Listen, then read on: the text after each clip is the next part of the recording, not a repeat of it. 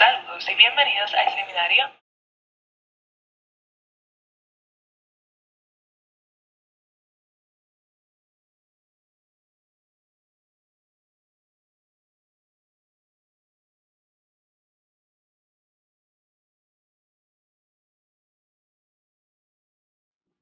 El conocimiento es quizás lo más trascendente hoy día. En la actualidad vivimos una época en la que cambios acelerados y transformaciones ocurren constantemente.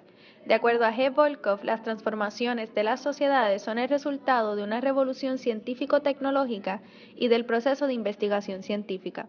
La ciencia académica, como hoy la conocemos, es el resultado de una serie de sucesos y desarrollos que comenzaron a partir del siglo XVII en las sociedades europeas con la llamada Revolución Científica. Con esta se buscaba estudiar, entender y explicar el mundo físico. Esta revolución dio lugar al mundo moderno.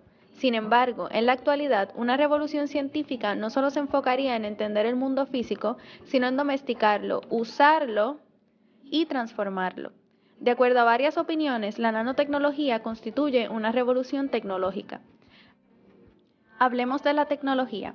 La tecnología, por definición, representa una aplicación de las ciencias. La mayoría de las ciencias poseen una tecnología, pues el propósito de la tecnología es aplicar el método científico a problemas de interés práctico.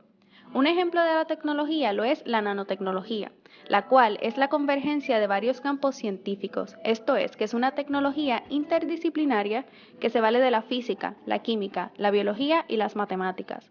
Su propósito es la manipulación de la materia a un nivel molecular y atómico. Pero, ¿de qué nos servirá esto? Mucho más que la posibilidad de manipular átomos, la nanotecnología propone hacerlo con precisión. Imaginen la posibilidad de poder operar al mismo nivel de los procesos biológicos y enfocarse en moléculas individuales. La manera revolucionaria de poder entender la materia a un nivel subatómico puede cambiar potencialmente el estudio de los mecanismos biológicos, la prevención, detección, diagnóstico y tratamiento de muchas enfermedades. Por ejemplo, Fabrice Jotteran sostiene que desde un punto de vista científico y tecnológico, la miniaturización a nanoescala de la tecnología podría representar una revolución tecnológica en varios campos científicos e investigativos. Entre otras opiniones, Hegel, filósofo alemán, cuando una revolución científica envuelve un cambio en la manera en cómo se entiende y se explica algún fenómeno, el próximo paso es una revolución tecnológica que cambia la manera en cómo se manipula este fenómeno. La dimensión revolucionaria de la nanotecnología es la combinación de ciencia y tecnología en un campo transdisciplinario que propone un entendimiento de cómo la materia se comporta a nanoescala en conjunto con la explotación de la manipulación de átomos y moléculas. Con el paso de los años, esta tecnología ha continuado desarrollándose a un modo acelerado. Con la manipulación de la materia a escala atómica y molecular se han logrado un sinnúmero de avances. La nanotecnología ha incursionado en muchos campos. En uno en el que ha tenido un gran impacto es en el campo de la medicina. Se espera que la nanomedicina revolucione en términos de la detección, diagnóstico y tratamiento de muchas enfermedades, entre estas el Alzheimer.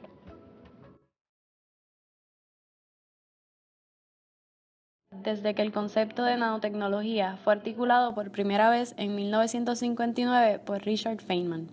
En su famosa charla "Hay mucho sitio en el fondo", Feynman sugirió la posibilidad de crear cirujanos mecánicos que cupieran dentro de los vasos sanguíneos, llegaran al corazón y descubrieran la válvula defectuosa para arreglarla. Además, en su libro Motores de Creación 3, del 1986, Eric Drexler propuso la idea de máquinas de reparación de células, que podrían reparar ADN dañado, organelos y otras estructuras celulares con gran precisión. Tras varios años de crecimiento de la nanotecnología, nanopartículas con usos médicos comenzaron a surgir a principios de los años 90 y desde entonces han continuado su proliferación. Sin embargo, no fue hasta el pasado año 2014 que la Sociedad Americana de la Nanomedicina tuvo su primera conferencia sobre el tema emergente de la nanoneuromedicina. Esta nueva rama de la nanomedicina se enfoca en el desarrollo de nanomateriales aplicables al diagnóstico y tratamiento de condiciones del sistema nervioso, una de las enfermedades que podrían ser tratadas con los descubrimientos de la nanoneuromedicina es el Alzheimer. En 1906, un médico alemán, el Dr. Alois Alzheimer, identificó una aglomeración de placas en las células del cerebro de un paciente que murió después de años de problemas severos en la memoria, confusión y dificultad para entender las preguntas. Hoy en día sabemos que esas placas son causantes del trastorno cerebral degenerativo que lleva su nombre y que esos son sus síntomas comunes. En la década del 1970, los científicos hicieron grandes avances en la comprensión del cuerpo humano y el Alzheimer surgió como un área importante de interés para la investigación. Este aumento de la atención a la enfermedad, así como el surgimiento de la nanomedicina, dirigió en los años 90 a descubrimientos importantes y una mejor comprensión sobre cómo funciona esta enfermedad en el cerebro de quienes la padecen. El problema de la demencia tipo Alzheimer en Puerto Rico tiene muchas repercusiones, tanto relacionadas a la salud como socioeconómicas. Según la Asociación de Alzheimer y Desórdenes Relacionados de Puerto Rico, la probabilidad de que los hispanos se vean afectados por esta enfermedad 1.5 veces más que la de otros grupos étnicos. En Puerto Rico existe una incidencia de Alzheimer más alta que en otros grupos de habla hispana de Norte y Suramérica. Esto es porque la población puertorriqueña tiene una gran incidencia de las enfermedades consideradas como factores de riesgo para el Alzheimer, tales como presión arterial alta, los niveles altos de colesterol y triglicéridos, la diabetes y la depresión. Las estadísticas provistas por la Federación de Alzheimer de Puerto Rico muestran cómo la enfermedad ha ido aumentando en la isla, tanto así que pasó de una tasa de 15.2 muertes por cada 1.000 personas hasta alcanzar una tasa de muerte de 31.1 por cada 1.000 personas en el 2004. Según ha envejecido la población de Puerto Rico, este problema ha ido en aumento. Actualmente se calcula que existen entre 70 a 75.000 personas con demencia tipo Alzheimer en Puerto Rico. De hecho, según estadísticas del 2012, esta enfermedad es la cuarta mayor causa de muerte en la isla, con un total de 2.018 muertos registrados en ese año. Este número es alarmante, ya que la demencia afecta al paciente y a todas las personas en su ambiente cercano. El impacto emocional y económico de esta enfermedad se extiende a miles de familiares, amigos y cuidadores. En cuanto al impacto económico, podemos diferenciar entre dos tipos, el directo e indirecto. Los costos económicos directos son aquellos gastos cuantificables que se derivan directamente del cuidado del paciente, como por ejemplo el gasto farmacéutico y de atención médica, estudios complementarios y centros de cuidado, etc. Por otro lado, los costos económicos indirectos son más difíciles de cuantificar. Se refieren, por ejemplo, al tiempo dedicado al cuidado del paciente por parte de sus familiares y la pérdida de productividad económica, tanto del paciente como de sus familiares. En términos del costo total para la sociedad, el Alzheimer se sitúa en tercer lugar en Estados Unidos, por detrás del cáncer y las enfermedades cardíacas. Esto sin incluir muchos pacientes en fase leve, aún sin diagnosticar. Es por esto que es necesario encontrar formas de diagnosticar esta enfermedad degenerativa a una etapa temprana. La importancia de este diagnóstico no solo yace en el logro de darle más tiempo de sanidad al paciente, sino también en los ahorros económicos que esto implica, tanto para el gobierno como para sus familiares. Proporcionar entre 1 y 4 meses extras de independencia al paciente al comenzar tratamiento temprano puede retrasar su hospitalización hasta 1 año.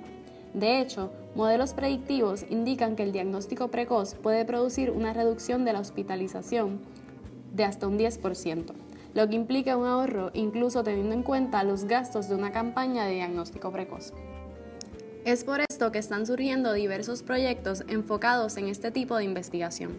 Por ejemplo, en el 2008 surgió el proyecto Nanoparticles for Therapy and Diagnosis of Alzheimer's Disease. Este se compone de una red de laboratorios alrededor de la Unión Europea que se enfocan en el desarrollo de nanopartículas que se pueden utilizar para combatir esta enfermedad, sobre todo de nanopartículas de oro o plata para detectar la proteína que causa la formación de las placas presentes en el Alzheimer. Entre varias técnicas, la más efectiva se basa en utilizar resonancia de plasmones superficiales de estos metales en su forma nano para detectar la presencia de dichas placas.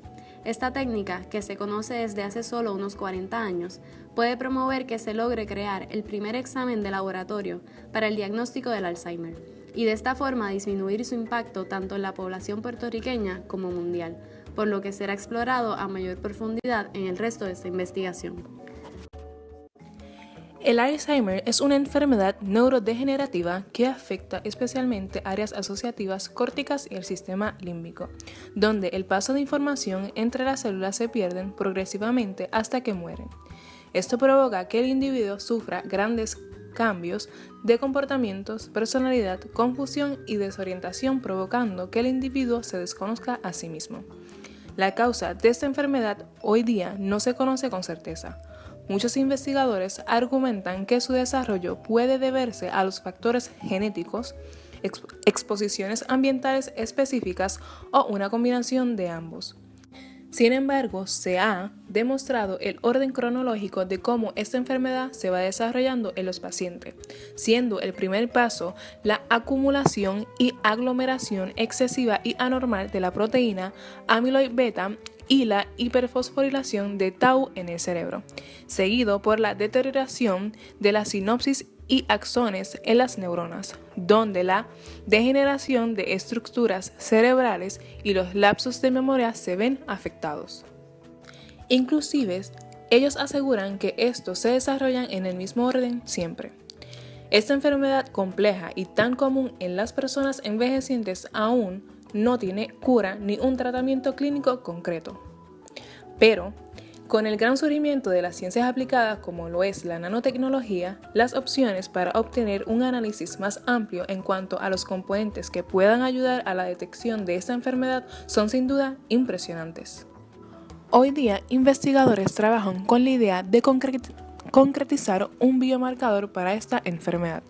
Este concepto nos podría facilitar el diagnóstico, donde la detección de los precursores de esta proteína nos dan la herramienta de obtener un concepto preclinical Alzheimer's disease, es decir, la detección de la enfermedad antes de que la persona padezca algún síntoma, agregando también que son capaces de seguir el progreso de la enfermedad y sabrá la ciencia aplicada si estos aportarían a una respuesta efectiva a un tratamiento que prolongue la calidad de vida y eventualmente se pueda detener el proceso de acumulación de la proteína en sus formas más complejas. La teoría de por qué amiloid beta será clave en esta enfermedad, su diagnóstico y todos los componentes analizados es porque está comprobado que AB es el componente dominante en las plaquetas vistas en pacientes de Alzheimer's disease. El diagnóstico de un cerebro con AD se basa en la presencia de placas seniles y ovillos neurofibrales, las cuales se componen de AB. AB es un péptido de 42 aminoácidos que primeramente fue descubierto como una subunidad monomérica de grandes fibrilas amiloides insolubles de las placas de pacientes de AD. En adición a eso, descubren que AB se autoensambla en pequeños oligómeros solubles llamados Amyloid Derivative Diffusible Ligands, es decir, ADDLS, los cuales causan disfunciones neurológicas relevantes para la memoria. Es decir, si ADDLS se asocia con la enfermedad, entonces medios sensibles para detectar estos precursores en el fluido cerebroespinal podrían proveer una base sólida para trabajar el diagnóstico del Alzheimer's disease en un laboratorio. Y junto con el equipo, análisis y la unión de todos los grandes conceptos que esto implicaría, sin duda crearíamos una revolución en el campo de la nanomedicina. Comencemos describiendo el equipo y metodología utilizada. El Nanosensor Localized Surface Plasmon Resonance, LSPR, se basa en la resonancia de la nanopartícula caracterizada por el intercambio de electrones que trae consigo cambios en los niveles de energía que puede absorber la nanopartícula, para luego obtener una absorción de luz ultravioleta que se mide a través de un coeficiente de extinción, siendo este un parámetro de cuán fuerte una sustancia absorbe la luz a un largo de onda específico. Lo importante aquí va a ser que la selectividad de la absorción del fotón permite que las propiedades de esa nanopartícula puedan ser analizadas con un UV spectroscopy. Y más importante aún, el realce o optimización del campo electromagnético que está alrededor de esta nanopartícula, que será responsable de todas las espectroscopías que analizaremos. El diseño experimental del biosensor para la detección de Alzheimer disease, el sándwich utiliza la herramienta llamada nanopartícula de oro o plata unida a un sustrato para funcionalizar la nanopartícula, haciéndola específica con el anticuerpo anti-ADDLS. Estos componentes son utilizados en la prueba de laboratorio. En esta se tomará el fluido cerebroespinal del paciente y si el mismo contiene ADDLS, se unirá al anticuerpo en el sándwich. Dicha unión se detectará analizando el cambio en el largo de onda causado por el LSPR de la luz que absorbe el sándwich antes y después de la agregación de ADDLS. Si existe un cambio significativo, esto implicaría un resultado positivo para Alzheimer. El componente más importante en este biosensor lo es la nanopartícula. Esta se fabricó utilizando litografía nanoesférica para crear nanotriángulos de plata u oro monodispersos en una superficie. La litografía nanoesférica hace referencia a una técnica que combina los métodos de top-down y bottom-up para hacer nanoestructuras tridimensionales. Primero con la preparación de una máscara coloidal de un cristal de mica, que sirve como la máscara de deposición. Luego ocurre la deposición de 25 nanómetros del metal a través de la técnica de deposición química en fase de vapor, proceso en el que un sustrato se expone a gases volátiles que reaccionan en su superficie. Tras este proceso se produce una nanopartícula triangular que se obtiene al remover la máscara.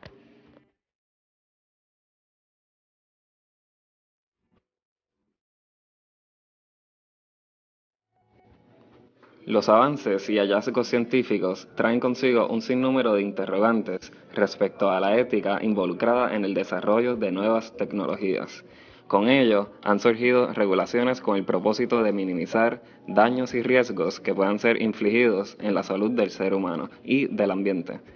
Por el hecho de que la nanotecnología es un movimiento científico relativamente joven, su desarrollo levanta preocupaciones en el público general que desconoce los detalles del funcionamiento y aplicaciones de esta, principalmente basándose en el desconocimiento de los efectos longitudinales de los nanomateriales en presencia de ciertas condiciones biológicas, ambientales y químicas. Vale aclarar que este desconocimiento se debe mayormente a la temprana edad que tienen las aplicaciones de la nanotecnología que se usan en la actualidad, porque muchas todavía aún se están estudiando en laboratorio y no han sido utilizadas en el público general. Por esta razón, como ya mencionado, existen regulaciones respecto al desarrollo de la nanotecnología desde la publicación de la primera guía de uso responsable de la nanotecnología por el Instituto Foresight en el 1999, a tan solo 25 años de que surgiera la palabra nano por primera vez en el ámbito de la ciencia. Esto deja claro que desde el principio ya se creó una conciencia entendiendo que la manipulación de la materia a escala nano puede presentar grandes riesgos para el ser humano y el ambiente. Por ejemplo, los niveles industriales de la nanotecnología presentan mayor preocupación en cuanto al ambiente debido al desperdicio tóxico que se creará en las empresas si no se manejan los nanomateriales de manera adecuada. Por ejemplo, esto podría causar que el agua se contamine con grandes cantidades de nanopartículas y que se creen depósitos en los suelos.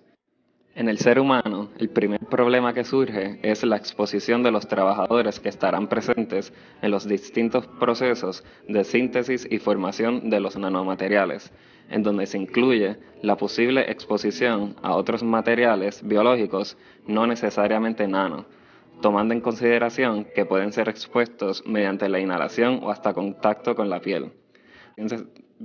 Además, existe la preocupación en cuanto a pacientes de enfermedades de desorden neurológicos crónico-degenerativos como el Alzheimer, que sean expuestos a nanopartículas como método de tratamiento o detección temprana de dicha enfermedad. Tomando esto en cuenta, vale mencionar algunos de los posibles riesgos de los que se está hablando. En primer lugar, la toxicidad del cuerpo mediante el uso de nanopartículas puede presentarse debido a la exposición a través de la ingesta, inhalación, contacto con la piel o por vía intravenosa.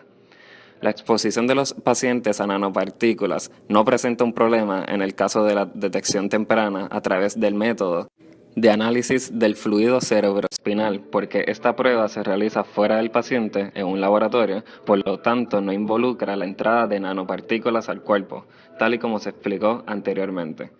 En este punto, lo éticamente correcto es optar por la decisión que mayor beneficie al paciente, sin empeorar longitudinalmente su condición, además de tomar en consideración la posible exposición directa a las nanopartículas que los trabajadores puedan tener, ya sea en el proceso de fabricación o durante el análisis del fluido cerebroespinal.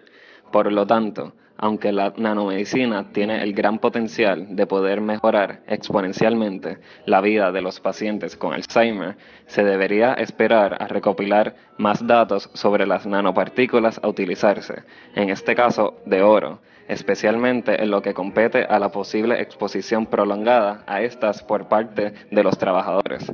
Aún así, no se puede negar el gran avance que implicaría la detección temprana de esta enfermedad y el beneficio que tendría sobre la sociedad, especialmente en Puerto Rico, en donde el Alzheimer es de las primeras causas de muerte. Lo mismo aplicaría para el medio ambiente, que se vería afectado directamente debido a asuntos como la biodegradabilidad, si alguna, de las nanopartículas que se utilicen sobre recursos naturales que puedan tornarse tóxicas con el tiempo, ya sea en el agua, en los suelos o inclusive en el aire en casos extremos. Quiere decir que se puede considerar el aspecto ético-ambiental como un aspecto crucial y vital para el desarrollo exitoso y práctico de la nanomedicina, porque sin ello se estaría hablando de una nueva ciencia sin regulación alguna, con la libertad de experimentar sobre cualquier organismo sin tomar en cuenta las repercusiones que pueda tener sobre el bienestar de la sociedad. Con esto concluimos nuestra presentación.